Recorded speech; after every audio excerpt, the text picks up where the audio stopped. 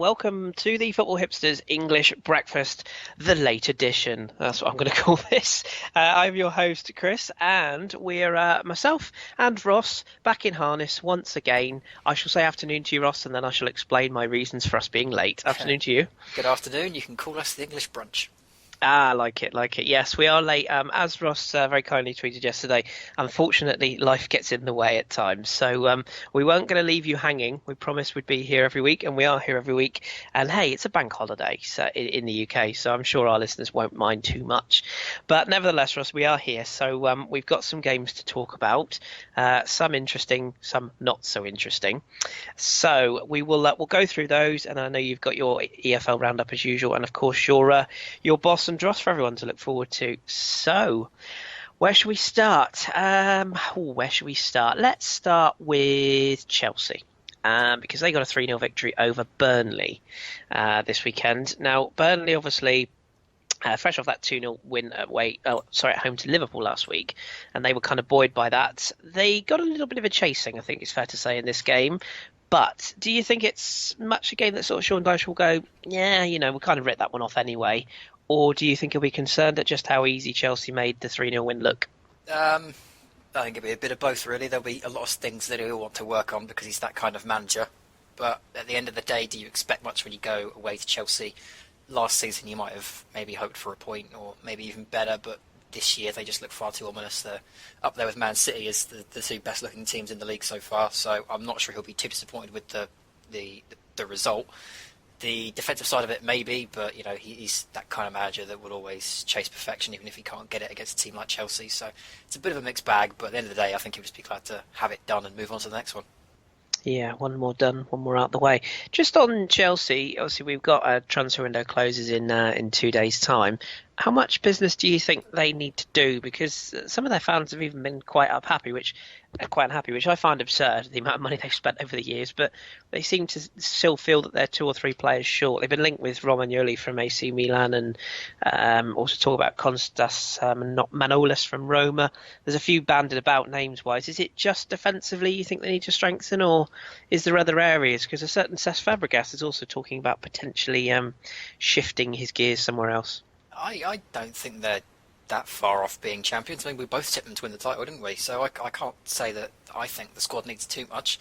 I know the strong rumour is Marcus Alonso, who the fans aren't big fans of because he was at Bolton and Sunderland and they didn't exactly set the world on fire. But I've always liked Marcus Alonso, and I think Conte would make him a much better player. So that would be a good acquisition, but I don't see the need for wholesale changes. With Kante in that side, it completely changes them. It makes them look so much better defensively and helps them going forward. And you've essentially got a new signing in Hazard this season since he seems to be back on form. So I'm not on board with the idea that this Chelsea side needs too many signings myself. No, me neither. And I'm also a big fan of Alonso. I thought he was a lot better than a player than Sunderland or Bolton suggested. So I'm with you on that, having seen it at Fiorentina. So we shall see. Let's move on to another team that are kind of hot in focus as regards to what they could do this season, and that's Liverpool, who had the opening game of the weekend away at Spurs. It ended in a 1-1 draw. A couple of things to pick out of this one. The first one I want to ask you about is, do you think Liverpool will come away from this thinking probably should have won that game? Yes, but I think at the same time Tottenham will come away from it thinking from the last 20 minutes or so when they actually livened up that they were a bit disappointed they didn't come away without more than a point. So it's one of those. But yeah, I think Liverpool will feel disappointed every single time that they only score 1 or don't score enough, because they are a team that can score 4 every week. But they, it depends on the opposition, depends on how the players are doing that week. So there'll be a lot more to be concerned with than a point away at Tottenham, I should have to think. But yeah, I don't think it was a great game. It kind of got a bit bogged down, and I think Klopp will just be a little bit more annoyed that it wasn't more exciting and a little bit more energising, and they just couldn't find the fifth gear they normally find. Lacking creativity, and I think Wanyama is definitely a downgrade on Dembele, even though I don't personally get as much hype as Dembele as a lot of people, but he's a downgrade, and Harry Kane seems to be nowhere near the player he was last season yet. He still seems to be kind of Euros-esque right now. The whole Tottenham team looks a bit Euro hangover, doesn't it? Ali as well and Dyer, they all look a bit rough at the moment, don't they? Which I don't take any pleasure in saying at all. Just another quick one on Liverpool as well. Sadio Mane, obviously, a player you know a lot about. What do you think has brought about this transformation? Because he was a player that was, I wouldn't say a punt, but he was a player who I don't think many Liverpool fans were exactly over the moon with the idea of signing. But he apparently now is absolutely key to their every move as far as up front goes. Is it just the pace, or is he a bit better a player than people are giving him credit for? Um, it's a bit of both, really. I mean, the thing that disappoints me with Mane is that one week he could be absolutely electric and he could score goals like he did against Arsenal, and then the next week he can be absolutely awful and go missing, and that's why I wasn't too upset to lose him. There are more consistent options out there in the world of football than Sadio Mane, for as good as he was. Under Jurgen Klopp, with this style, he's being encouraged to get forward much faster with a lot more support. He's allowed to come inside. He doesn't have to stay out wide like he did sometimes under Koeman. He's not being asked to track back because no one on the Liverpool side is being asked to track back. So, I think it's more of this system and this manager bringing out something in Mane that Koeman didn't under his system. But he's always had the potential. It doesn't surprise me to see him doing well early doors. But at the same time, you could get to Christmas time and he could be on a run of 11 games without a goal, because that's just who Sadio Mane is. But he will fix that in time. He's still young, and Jurgen Klopp will bring that out of him, I'm absolutely sure. But it's an impressive start for Mane. But let's not build him up as something he's not just yet, because he does have the tendency to disappear. Yeah, agree. Let's not go too far over the over the top of things. What about Daniel Sturridge finally on this game? Because he pulled that famous face that has been sort of trolled around social media a few times now. The kind of the death stare when he was asked to come on for the last 2 minutes or whatever it was. He notoriously is, or strikes me as, a very sulky footballer. He doesn't get what he wants, so sort of stamps his feet and then moves clubs. Ahead of the transfer deadline day coming these next 2 days, do you think another move is on the cards for him? Because it doesn't appear, and in fact I don't think it ever appeared that Klopp liked him ever since he kind of lifted the bus and inserted Sturridge's prone body underneath it when he first came in last season, when I think he questioned his hunger, if I'm not mistaken, so or whether he was really as injured as he thought, so to speak. So do you think that's a move that we could see? If Sturridge asks for it, maybe. But I was listening to the Sunday supplement on Sky Sports, and the journalists on there were saying that Sturridge is a player that wants to leave, but he doesn't know where to go, and the club don't really want to let him go. More to the point, which club's going to spend 25 million on him that Liverpool are going to want for him? So he reminds me a bit of Jay Rodriguez at Southampton. He's a great striker, but he's had his injuries, he's fallen off the pace, and now there are better options in front of him. So now he's got to work his way back in. But is there room, is there time for him to work his way back in? You're unsure. So unless Sturridge actually goes up to Jurgen and says, look, it's best for me to move on, then I wouldn't expect it. But certainly something's got to give with that, because I think he is far too good to be sat on the bench, even in that Liverpool side. Yeah, agree with you on that one. Right, let's move on to another side then. Let's pick on my boys, shall we? Let's pick on Watford and Arsenal. This was a game that was over by half time, I think, to be honest. Arsenal coming in 3-0 up at the break and very much in control. Santi Cazorla, Alexis Sanchez and Mesut Ozil with the goals. One back for Davidson, Roberto Pereira, who signed for Juventus. I think it will do quite well, actually. But Watford blown away. Is this kind of, obviously being unbiased, do you think this is kind of the Arsenal that people are expecting to see, or excuse me, was it just the fact that the Watford were quite poor on the day and kind of blown away in the first half, really? I have to admit I didn't see this game in full, but I'd have to say from what I've seen of Watford the past couple of weeks that if they were bad, it's because Arsenal made them look bad. Because they were so well drilled when I saw them the first week against Southampton, and that was only the first game of the season. So I can't imagine they just completely fell apart 3 games later. I would probably put it down to the quality of Arsenal. They've got some stick early doors for their early results, and they seem to be settling down a bit more now after that one. I don't think there were, certainly from what I hear, there weren't too many poor performances among the Arsenal lot. Everyone seemed to be doing their role. So I wouldn't be too worried if I was a Watford fan. You can get turned over by a team like Arsenal if you're not careful. And Arsenal fans, this is the Arsenal that we all know is the one that most of us love to watch. So yeah, I don't want to read too much into this one myself. I think it's just another one of those like Burnley Chelsea, where it's a good team that's just been turned over by a better team. Yeah, I think that's probably again a fair reflection. Do you worry about Watford? Do you think they'll be all right? Is it just settling in period? I don't worry about Watford, but part of me says I should, because they're not the free-flowing attacking team they were last season. And, if you're going to defend in this league, which, everyone knows I'm a big advocate of, but you look at the teams that do sit back and defend, generally speaking, they're stuck around the 12th, 13th, 14th area, and they get dragged into a relegation fight. Stoke under Pulis, and then West Brom under Pulis. It's that kind of mould of team normally get dragged down. So I wouldn't be worried about them per se, but they're certainly in for not a long, hard season, but a tricky season perhaps. Yeah, I think I think it's going to be one to watch, that project down there, because there's so many players going in and out, and I kind of expect them to be busy before the end of the window as well. They brought in Janmaat this week as well, didn't they? Yes, yeah, indeed, yeah, and I still got a sneaky feeling that Aguero might be on the off before this window is closed, but we shall see. He strikes me as a player that, particularly if someone like West Brom shift Berahino, we'll come on to them in a minute. I could see them maybe trying to get somebody like Aguero. We shall see. And as for Arsenal, at last we finally seen the Arsenal that I would hope I'd see over the first two games, just in time to go into an international break, probably to get 4 players injured and then go again afterwards. So that'll be fun. Promising signings in though as well. So if that's Yep. if that's Arsenal near enough top gear, and then you've got 2 new players coming in, then I'm not too worried about Arsenal. No, I agree. I think the squad is actually stronger than it's been for a number of years. I think it's just that our fans are, of course, desperate for new names, and then when they get them, they then accuse the manager of panic buying. So you can't win. I think the thing is the concern that you were linked with Lacazette and all these big names, and then suddenly it's Lucas Perez, who no one's heard of, except for Everton apparently. So I can understand a bit of frustration, but you got to give them time. You've got to let them settle in and see what they can do first. Yeah, absolutely. Not many people had heard of Patrick Vieira at the time, so yeah, give it time. Anyway, let's move on to another team. What about Everton, who beat Stoke by 1-0? Ronald Koeman continues to troll you week on week. Seems to me like Everton are a side that they've definitely improved. I mean, thoughts on Koeman aside, he's still obviously quite a good manager.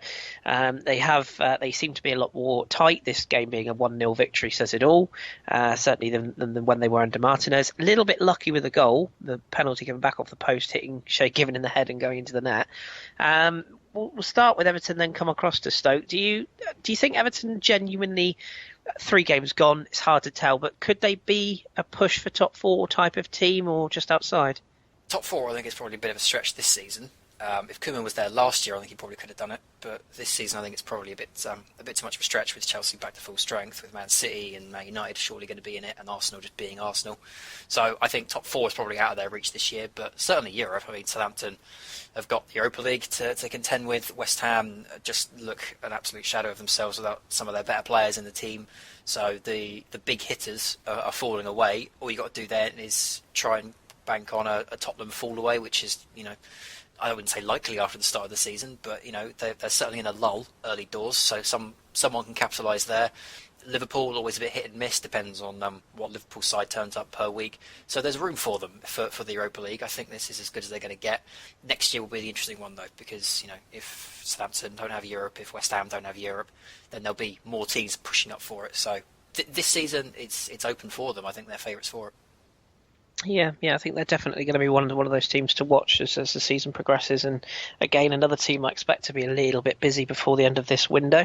What about Stoke? Because I was listening to, there's a couple of phone-ins obviously we get in the UK, one on the BBC, and there's a lot of Stoke fans that are starting to maybe make some noises about Mark Hughes, not particularly happy, feel they should be doing better. I heard one guy say they've got world-class players. I'm not quite sure who they are, but they've got some good players, let's be honest. But do you sort of worry about them because they look a little bit stale still? They still look like a side that needs a centre forward, and things that they just don't seem as hard to beat nowadays. No, there does seem to be a bit of an imbalance in that team at the moment. I'm still not overly worried for them, although I think they've been punished quite heavily by the new grappling rules, haven't they? I think when those rules settle down, then and maybe Stoke learn them a bit more, then maybe they won't get punished as much. But they have been hit early doors by a couple of penalties for grappling. So maybe it's situational, maybe it's just a case of learning the new rules and they'll be okay. They could have had 2 more points than they actually do.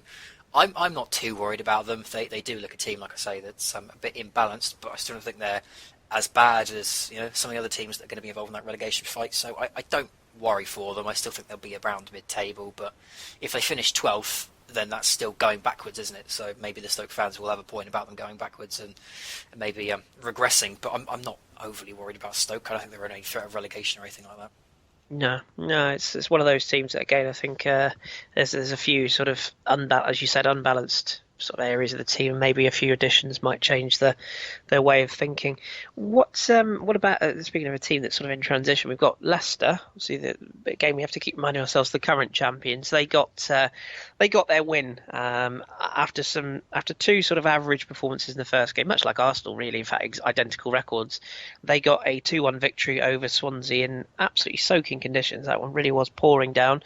Vardy got a very typical Vardy goal, sort of off the shoulder in behind, and no finesse, just absolutely thundered it. Could have ended up over the stadium, but luckily for him, winning off the post. And it seemed Leicester were fairly comfortable at that stage. They then got a second with Morgan. Very good reactions to that, but then kind of went into the shell a bit, and Swansea got one back late on through Leroy Fer, but couldn't get the equaliser. Is this sort of typical of what we're going to get from Leicester this season, where they'll be a little bit up and down, and they'll get some wins, some defeats, and you'd be very hard to judge what sort of team rocks up? Yeah, I think that this is a lot more like the Leicester we were expecting last season as well. I think the loss of N'Golo Kante is the biggest loss. You know, they could have lost Vardy, they could have lost Mahrez, but the one they don't think they could have afforded to lose was Kante. But he was the one that was always going to go because he's such a hot commodity. You know, there's not many good holding midfielders anymore. So they do seem to me to have a bit of a soft underbelly without N'Golo Kante, and that's okay. They're back among the living now. You know, it's Chelsea with the holy engine, as they call him. So I think this is more of a mid-table team now. I don't think we're going to be getting too much from them near the top, but I think there's going to be two more glamour stories outside of the Champions League, of course, where they've got a very plum group, so they could probably do some damage there. But domestically, I think this is kind of their level now, and I don't mean to absolutely discredit everything they did last season, but I think this is much more the sum of Leicester's parts. I think they missed a penalty as well, didn't they? Mahrez with his second missed penalty this season. So, yeah, I think there's a certain level of unfortunate circumstances with that missed penalty, but I still think this kind of performance is what we're going to be getting from Leicester now, and we sort of have to make the transition away from that incredible season they had last year to where they are as a club and as a team. You know, Ranieri's still saying get the 40 points to make sure we stay up and then go from there. And, you know, Leicester fans may or may not appreciate that kind of realism, but I think that's what they've got to be looking at. Yeah, I'm with you on that one. I think he's just depends on how they balance these Champions League games and everything as well. And we will, of course, in the main podcast, we will let everybody know what groups, who's got what, who's playing where, etc. So do tune in for that later on. Well, tomorrow that'll be released, so you can have a listen to that as well. But Leicester with a win and off and running in their season. What about good old Alan Pardew and his Crystal Palace? He said last week that they would have won it if they had a centre forward with Benteke. They'd have won the game. Well, they had Benteke this week and they still didn't win. Bournemouth, I thought, were very unfortunate to not come away with all 3 points in this game. They were largely dominant for long spells. So what do we think about Pard watch this week? Is it more excuses? Is he still living on borrowed time, or do you think Palace will eventually click? I think he was desperately unlucky not to score earlier in this game. They did have some very good chances, and to me it would have been unfortunate if Palace didn't come away with something from it, because the onslaught on the Bournemouth goal at times was pretty heavy. So you know, if it wasn't for Artur Boruc having one of the best games I've ever seen him have, then they could have had more. Like you say, I think Bournemouth did have their spells, and they could have scored more as well. Then, you know, who gets the goal first changes the pattern of the game. But for Palace to have not scored, I think would have been the real surprise. They got their goal, did get them a point, which is great for them, of course. But they still look a side that's a bit top heavy at the moment with Benteke now, Andros Townsend. Again, it's a team that doesn't feel very balanced to me, you know. And even when I say top heavy, it's not like you've got consistently good top heavy strikers as well. You know, you look at Liverpool, which we all know are top heavy, but Lallana, Mane, Wijnaldum, they all turn up every single week. And then you look at Crystal Palace, you look at Andros Townsend, who does it in flashes, Benteke, who's done it in flashes even when he was impressing at Aston Villa. So yeah, they've got more than just a Benteke problem. Sounds like Remy will be coming in on loan, which would be another good addition up front. but I'm still more concerned about holding midfield and controlling the ball with Crystal Palace. So I don't see that in them anymore, especially with Mil Jednak now going to Aston Villa. So it's a good addition, and it's a very good point on the pathway to whatever it is Pardew's aiming for. But I'm still concerned mainly about the midfield at the moment. Yeah, it's a really weird decision to let Mil Jednak go. I thought that was a really strange. I suppose he wants to play, but I just thought it was a bit of an odd choice to let a player of that level move on to Villa, of that leadership in that squad. But still, I'm sure Paz will tell you that he knows best. So naturally, what about Bournemouth? Quickly again. Any concerns for them? I mean, they seem to be a side that, again, they're going to be a bit yo-yo-y. I think they'll win some, they'll lose some, but to me, they have enough. Do you think they'll be all right, or do they still need to strengthen a bit? I'm still worried about them. I still think they're going to be in the relegation mix. I still think they're missing Matt Ritchie. I still think Eddie Howe hasn't got his best 11 sorted in his head yet. Why Benik Afobe isn't being tried out, I don't know. They've got a good squad, but I don't know if Howe knows how to use it effectively in the league yet. Fair enough. Concise, I like it, to the point. Right, let's now talk about... who should we talk about next? Actually, I just want to make a point very quickly on Bournemouth just before I do that, because you mentioned actually the Benik Afobe situation. I don't really understand why teams... it seems to happen all the time. Teams spend a lot of money. They bring in a player of really sort of big money or big gamble price, and then they don't seem to play them. Just on Afobe or on Bournemouth, before we move on, do you think that there's a case that managers sometimes not so much get it wrong, but they see what a player can do somewhere else and think, oh yeah, they'll do it for us, and then they come in and then actually change their mind on them? Possibly. With Afobe, I just don't think that Howe has a system that he likes to play that Afobe fits into, and I think the reason he's not been playing is because he's trying to fit him in somewhere else, or maybe make him adapt to the way he wants his forwards to play. But Afobe is a target man. He's not going to run in behind like Lys Mousset is, who clearly was a player they bought in to be tricky and difficult to handle. Afobe is going to bully people. He's going to push people around. He's going to hold up the ball. He's going to bring other people into play. If you're going to bring in that kind of player, you have to use him as that kind of player. So it's a shame, because he was doing really well for Wolves. And unless Bournemouth were going to bring him in for that target role, then what was the point? It's a hell of an outlay for a club like Bournemouth, so strange one. Does seem a strange one. Anyway, let's leave Bournemouth behind and move on to the other Saturday game that I'm sure you'll be interested in talking about, which is Sunderland and Southampton. Ugh. Now, I know. Now, again, I've been listening to a lot of forums, a lot of different people, and obviously, knowing yourself, I do sort of keep a little ear for Southampton. I've started doing that now. And my granddad was a fan of Southampton as well, I should say, but that's another story. Yeah. A lot of your fans are panicking. Yes, and it's. I don't think it's necessarily against Claude Puel directly. I do think some have concerns about what he's setting up, etc. But a lot of the issue seems to be coming from your board. Ralph Kruger, the situation with players, so-called best players being sold every year. And a few people, Robbie Savage included, think that you're in for a relegation fight this season. Is it as clear-cut as that, or is this just, it's 3 games, and yeah, sure, you've not clicked yet, but you've got a new manager, new players, new system. Surely it's going to take time, isn't it? Yes, it is. Robbie Savage has tipped us for relegation more than once, and we're still here, so I find that hilarious. So the issues that Southampton fans have got at the moment are twofold. The first is that we sell Mane, Wanyama, Pella, and then we only bring in Højbjerg and Redmond, who, except for Højbjerg. Højbjerg's been incredible since day one.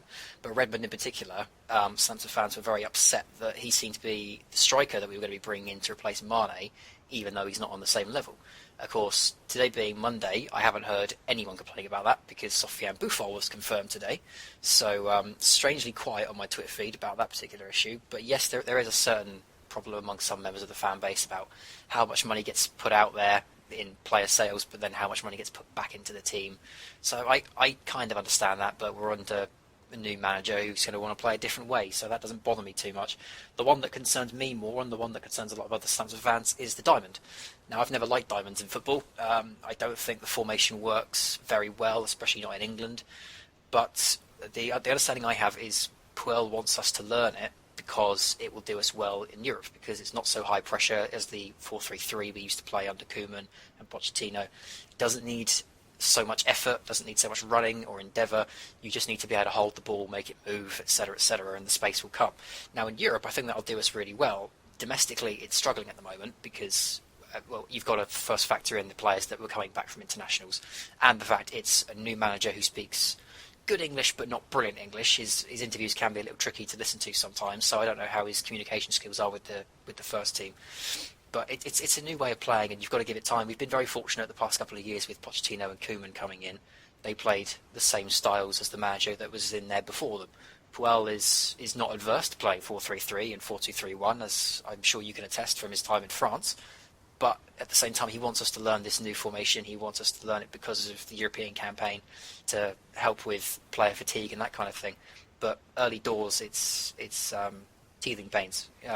It's just, as fans, it's difficult to watch because we know what this team could. Actually, I said in our WhatsApp group immediately after the game ended that it was like watching your mum drown your cat. Now, that was an emotional reaction to a 1-1 draw with a very lacklustre Sunderland. If I discharged the emotion from that, it was more like watching your mum try and teach a cat how to swim.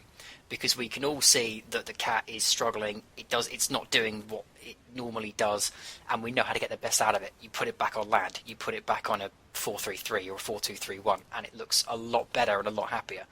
But we're trying desperately to teach this team how to swim, and it's just not working at the moment. So we need to give it time. We need a bit more patience with Boufal now coming in, possibly Stanchu coming in before the end of the window, maybe right back cover now that Martina appears to be going to Everton and PA has done in his knee ligaments.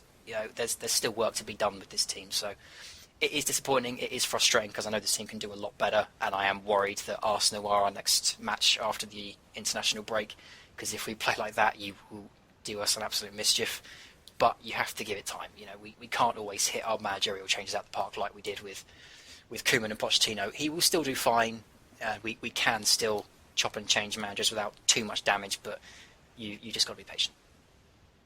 I wouldn't worry. You'll be fine with Arsenal. It'll all be all right. A good signing though. That I have to say the signing for Boufal confirmed. Immediately, Sky Sports make me laugh because I'll read the opening line to you. Southampton have confirmed the signing of Lille winger Sofiane Boufal. Sky, do your research. He is not a winger. I'll leave that one there. Actually, saying that, I think it was Sky. I may be wrong, but I think it was Sky that said when Jay Rodriguez got a goal against Sunderland, their match report said that we bought him from Barnsley. We didn't. We bought him from Burnley, and that he'd taken us from League One to the Premier League. He didn't, because he wasn't in League One with us. I think we bought him when he came up to the Premier League. So how many mistakes can you make in one piece? Good old Sky, God bless them. But that miss sort of position alone, he's a very, very good little player, and I think he will. Under Puel, I think he'll flourish, and I think you might have yourselves a new number 10 there. I think that's probably the position he'll play him. So now I've said that, he'll play him on the wing. Yeah. Yeah, hey ho, good signing that. Just quickly on Sunderland as well, David Moyes continues to sort of try and get things laid out, at least try and make Sunderland a bit hard to beat.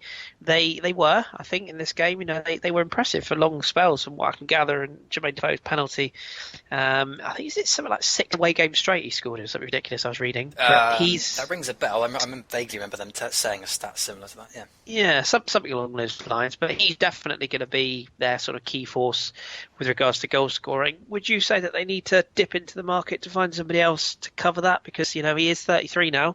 He might not be fit the whole season. So is that a bit of a worry? If they don't have him, they can't score goals? They still need a little bit extra. Djilabadji and Kone at centre-back were brilliant against us, although we fed right into them by trying to go over the top. I don't understand why we were doing that, but they looked very, very good. But they did lack a little something extra. I think it was Gooch in the number 10 role, maybe someone in holding midfield. They did just seem a little bit one short, one light. So I know they're looking to do another deal. And also Pickford, of course, in the Sunderland goal who came in. He's only 22 years old.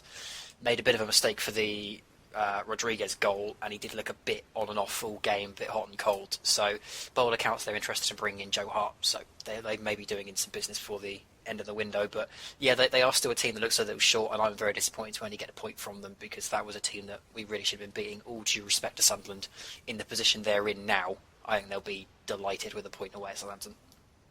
Yeah, what a fall from grace for Joe Hart if he ends up at Sunderland. By the way, that's yeah, that will be an interesting one to keep an eye on. But I have confirmed it is the last 6 away games Jermaine Defoe's played for Sunderland. He has scored in, so decent. Well Still done didn't to make him. Sam Allardyce's England squad.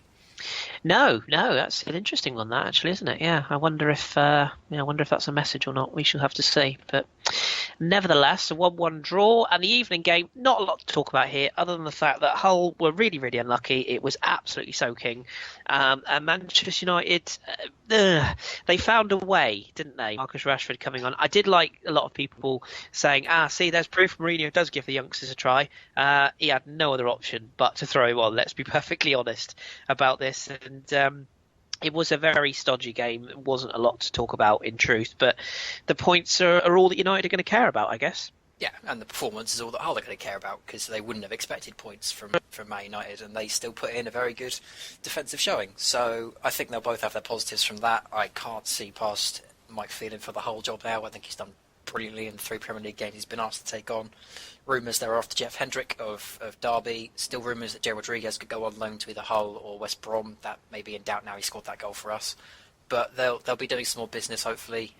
Ownership clearly not going to be sorted out by the time the window closes, so they're not expected to make millions and millions of signings. But hopefully that's a good platform for them. And Man United, it's a Champions performance, isn't it? The old stereotypical don't play well but still win the game. So I think everyone will be relatively happy with that one. Yeah, it's a win for Mourinho and 3 out of 3 for him, so they will be pleased. That takes us on to the Sunday games. Very briefly, let's talk about West Brom and Middlesbrough. Wasn't the best, if I'm honest. I sat through 93 or 4 minutes of pain. Yes, wasn't the best. West Brom have strengthened in the last 24 hours. I believe they're bringing in Ignacio Camacho, which is a very good signing. I'm quite surprised he's going to a club that kind of level, if I'm completely honest. Nasser Chadley is the other one. Yes, that seems like good business as well, sensible for that type of team. Saido Berahino, who knows what's going to happen with him? Yet another transfer window. He's becoming the modern day Peter Odemwingie, isn't he? Like, where is he going to go? But the game itself, this is exactly the sort of game that Middlesbrough are going to provide away from home, surely. They were good in the Championship, as you know, defensively, and once again they held firm in this game.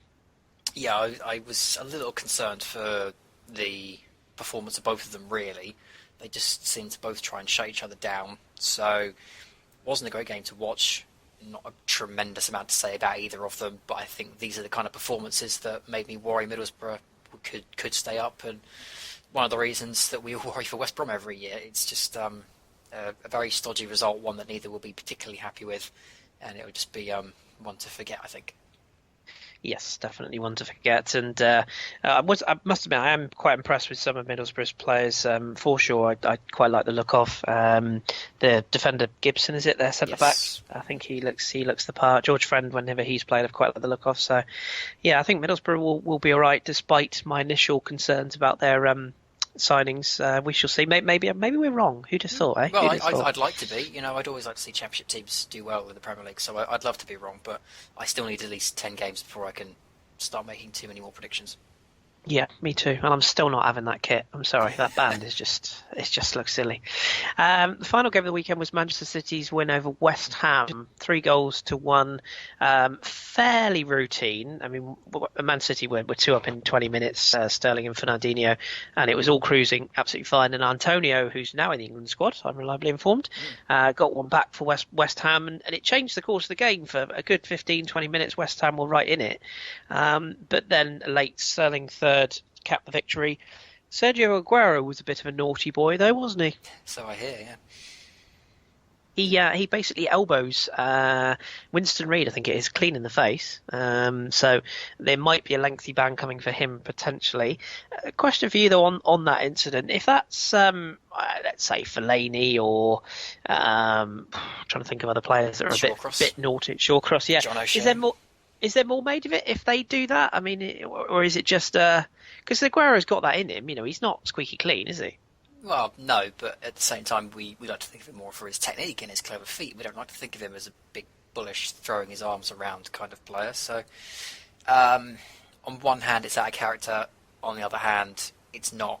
And then, if you had a third hand, you'd say it doesn't matter because he's thrown an elbow and needs to be punished for it. The only question would be, how long will he be out for? Because I don't think there's any doubt from what I understand of it. There's no doubt that it's an elbow, it's deliberate, and it's a red card if the referee sees it. So, interesting to see what ban's given out. It's his first offence, I think, for this kind of thing, so I wouldn't expect it to be more than 3, but you never know. No, it's going to be one of those that will sort of go quiet for 24 hours and then be announced. Everyone will go off on one. Manchester City with a 3-1 victory, 3 out of 3 for them. I don't think anyone really expected West Ham to get anything out of this game. What do you make of West Ham though? Because they are very quietly going under the radar for all the wrong reasons. They lost in Europe, lost to a team in Romania from the Europa League, so that's them gone. They were bullish all summer about all these massive signings they were going to make, 20-30 million pounds for England internationals, blah blah blah blah blah. Now here they are with very, very few signings, certainly very few of too much quality. They're out of Europe. They've got this massive stadium that they're being still heavily criticised for. Dimitri Payet was missing mysteriously from the bench yesterday because apparently he's, quote, injured. I'm not so sure about that myself, but that's just my view or things I've heard. Is this kind of a thing that you look at and think, is Project West Ham going to come screeching off the tracks? Or, again, is it just the injuries and a few other excuses that will sort themselves out? I think I will, because I don't know about the ins and outs of the Payet stuff. I don't know if he's... Well, clearly clubs will be interested in him, but I don't know if anyone's come in with a bid that's going to be anywhere near his valuation or if he said something. So I don't know the ins and outs of that situation. But it's a bit of both, really. They do seem to be a club that is shooting high, but is always missing. The Europa League was their big target. I think it was David Gold on Twitter that said, we're going to play a full-strength side. We're going to make sure we get through to the Europa League. Europe's important to us this season. Then they go out to Astra for the second year in a row. The new stadium I'm still not particularly keen on. We were discussing it last week about you've got to make it your own and the atmosphere and blah blah blah, but it doesn't feel like a home stadium. It just doesn't. The first 20-30 minutes against Man City, by all accounts, they got absolutely blown away and they looked an absolute shadow of themselves. So I do worry for West Ham because they seem to have this idea that it's just about buying the big name players, and then it will all click. Simeone Zaza has now come in on loan. That's 5 million for the loan and 20 million if they want to make it permanent. It's just amazing money to be throwing at players when you still don't really know if you need them, really, because they seem to have 5 strikers, some silly amount, and they're all very good quality. But are they all going to hit the heights? I think it's Carroll hasn't hit the heights. He said on Twitter last week he's still a 10-15 goal a year man. Hasn't scored 10 to 15 goals since the Championship. So what's he talking about? Zaza, he needs time to adapt to it. Cagliari came in on loan. He's not been very good so far. It just seems like they've been going for the names and the reputations, and they haven't hit the heights yet. The one that worked was Payet, who didn't have a name or reputation outside of France, and even then, I don't know. From what you say, it wasn't like it was a demigod like he's treated at West Ham. So it's a strange one, very very strange one. They'll still be very active, I'm sure, with the final days of the window. They'll feel like they need to bring in another 5 players before they can start kicking on. But it all feels like everything's working against itself at the moment. But again, it's West Ham, it's Bilic, he's a very good manager. It is a good team at its core. They just need to settle down and figure out exactly what it is they're trying to do. Yeah, it's a really weird situation. As I say, the Payet thing, don't get me wrong, I don't think he's going to leave, but I wouldn't be massively shocked if somebody attempted to prize him away before the end of this window. I just wouldn't. I'll say no more, but I just wouldn't be surprised. We shall see. We shall see. I'm sure by the time we do another pod, we'll know for sure, obviously, so we can address that then. But Project West Ham. I always used to like West Ham as a club, but the more time goes on and the more their owners speak, the less I like them. But that's a story for a rainy day. Okay, so that rounds up the Premier League. I was going to say the Champions League. Then that rounds up the Premier League for the week. The table as it stands, is it really worth 3 games gone? Basically, all you need to know is Man City, Chelsea, Man United have won all their games and they're in the top 3. Stoke, Bournemouth and Watford, Palace and Sunderland have only got 1 point each. That's all you need to know, really. The rest of it, players, teams, league. There you go. That's that done. Realistically, we don't need to do a table till 5 or 6 games, really. Yeah, it's seems going to fluctuate so much, isn't it? So. Seems a little pointless, doesn't it? But yeah, that's that for the Premier League. As far as obviously we've now got an interlull, yawn, where we all have to pretend to give a monkeys about our international football again. I will not hide the fact I really don't care. But so we'll be missing, and to tell you all now, we won't have a show next week as far as an English breakfast goes. The only show we might do is a little chatter about the transfer window, but that will probably be more than likely to be out this week rather than next. So stay tuned to our feed on Twitter for that one if we decide to do one. If it's all about Sadio Barahino, we might not bother. But as far as the next fixtures when we return, so this will be the weekend of the 10th of September. You've got the Manchester Derby opens up the weekend. That'll be a nice fun one. 12:30, Manchester United hosting Manchester City. The 3 o'clocks, you've got Bournemouth, West Brom, Arsenal, Southampton. That's the Kris Ross Derby. Burnley, Hull, Middlesbrough, Crystal Palace, Stoke, Spurs, West Ham, Watford, Liverpool, Leicester is the evening game. Then on the Sunday, Swansea, Chelsea, and then on the Monday, got another Monday game, Everton away at Sunderland. So we'll keep you across those once the league returns. Right, Ross, this is your opportunity now to bring us up to speed with what's going on below the Premier League, because yes, there are other teams below the Premier League. I know it's a myth, people think, but no, it's really true. So this is time for your Ross, your time for your EFL roundup. Yeah, we can start with League Two this week because there was actually some cool stuff happening in League Two. I think the biggest story from League Two, or the most interesting story from League Two, was the Hartlepool game. Ridiculous first half, especially ridiculous first opening 30 minutes. Hartlepool get a goal inside 2 minutes, then they get a man sent off on the 3rd minute, which then concede a penalty on the 4th minute, which Newport then score. It's 1-1 before we've even hit 5 minutes, and it ends up being 2-2. It's a strange game. Bizarre result. Hartlepool will be made up with that, considering how flip-flop their opening 10 minutes was. But that was...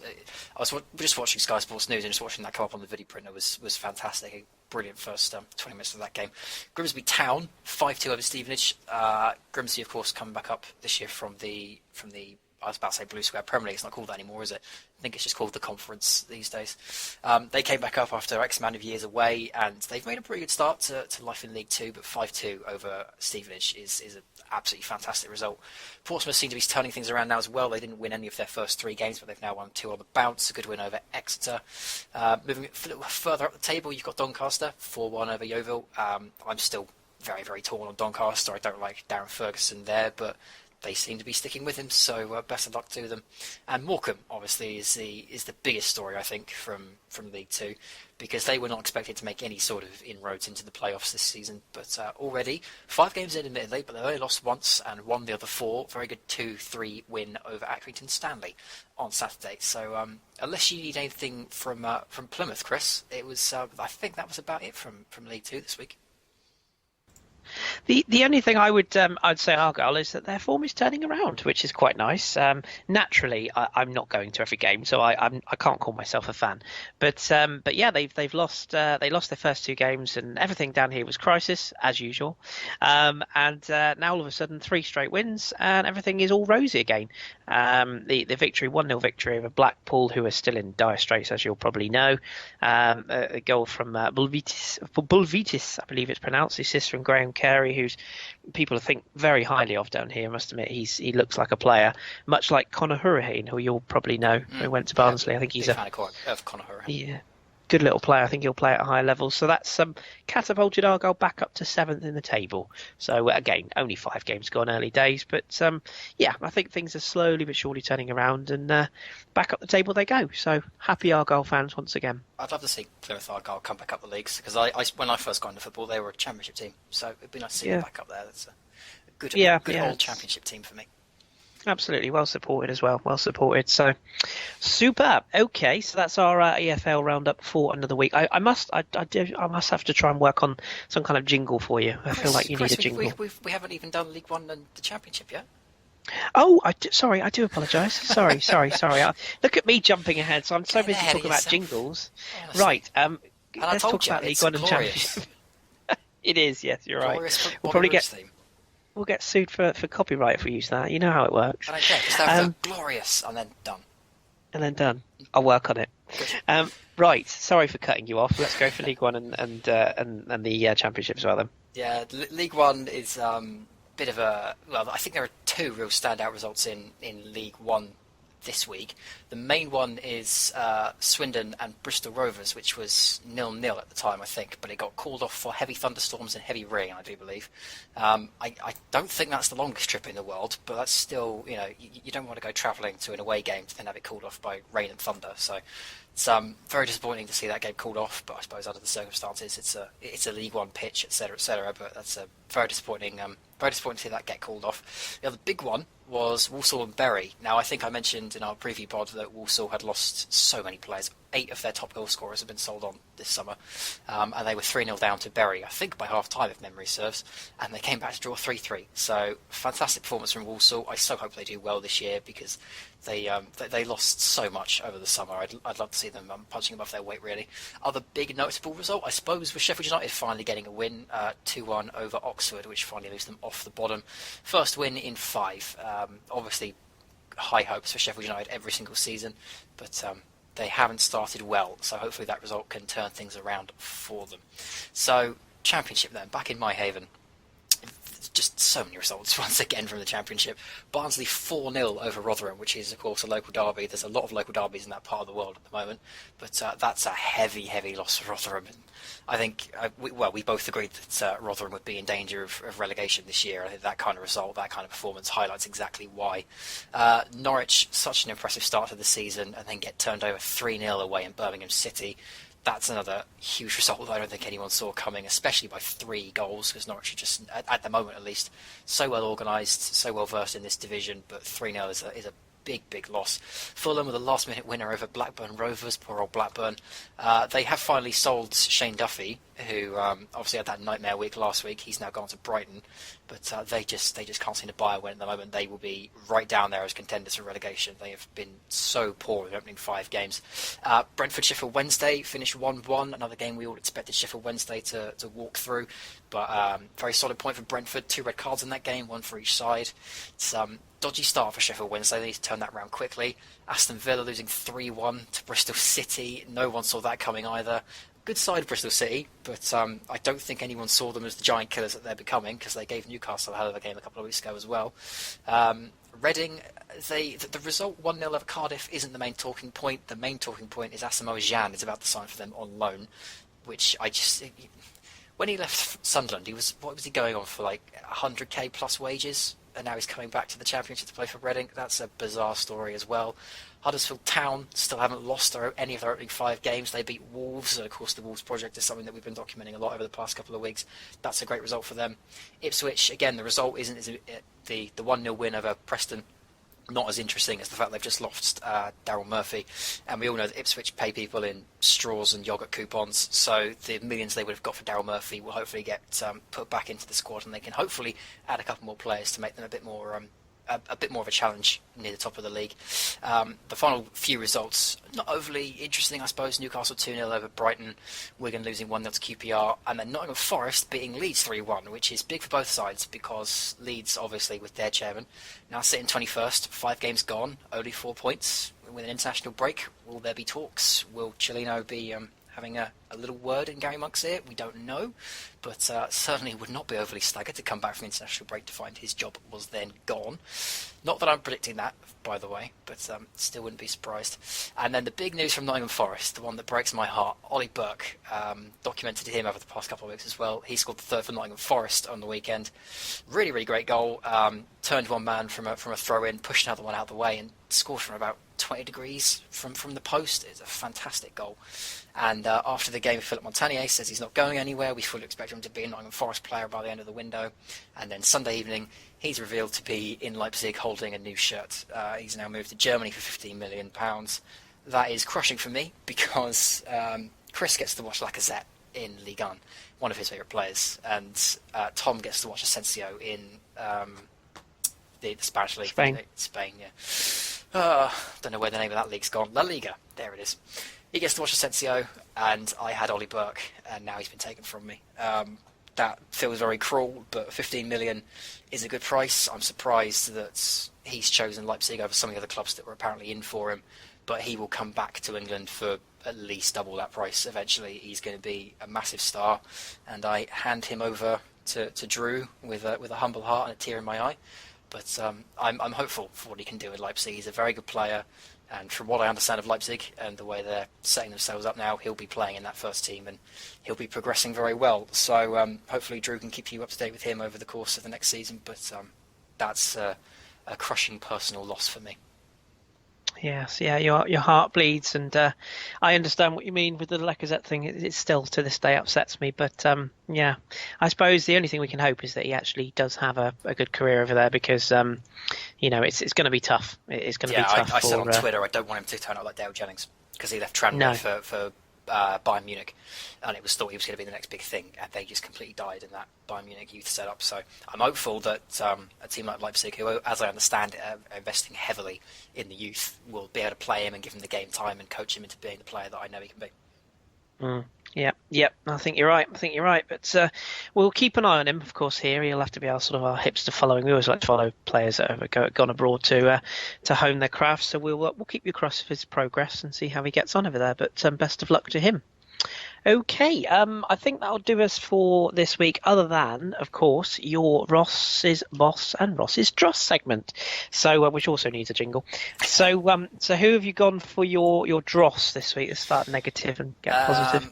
My Dross, again, it was quite tricky this week, but I think it's got to go to Cagliari at West Ham, who has been awful since he's come in, and with the injuries now to the front line at West Ham, you would have thought he'd have been able to stake a claim to a starting spot, but the games he's been playing in, he's been woeful. So far, at least, he could have turned out to be a worldie in a couple of weeks' time, but for this weekend, it's Cagliari.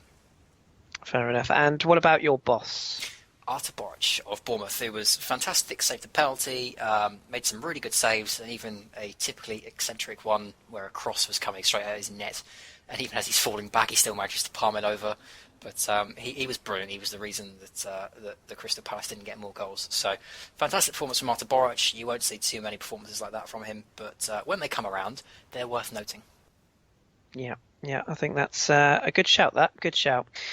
Okay, so I think that will do us for this week with regards to the English Breakfast again. Apologies we've been a bit late, but as we said at the start of the show, things come up and things get busy in life. So that is just the way life goes at times. But we will be back, as I say, we'll have a week off next week due to the international break because no one cares. And we may well pop up on your sort of radars with regards to a transfer discussion, transfer window discussion. Again, depends on whether we can make time work, but we'll keep you posted on that. And as usual, you can subscribe to us on YouTube and on iTunes, of course. Drop us a comment or a review if you get time.